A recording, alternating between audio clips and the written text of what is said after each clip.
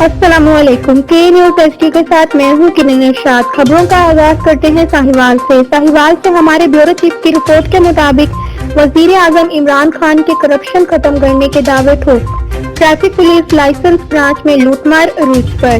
Corrupt अमला लाखों की दिहाड़ियां लगाने लगा। ट्रैफिक पुलिस लाइसेंस ब्रांच बदनवानी का गढ़ बन गई।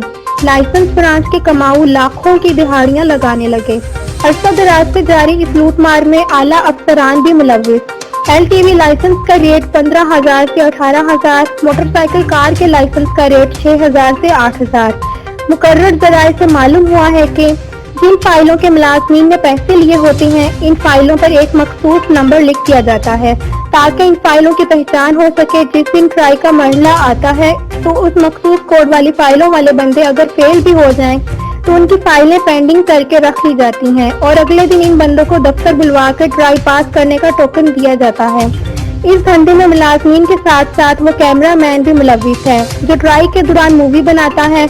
अवामी व समाजी हलकों ने लाइसेंस ब्रांच में होने वाली करप्शन और उनकी सरपरस्ती करने वाली अफसरान के खिलाफ कार्रवाई करने का मुतालबा किया है।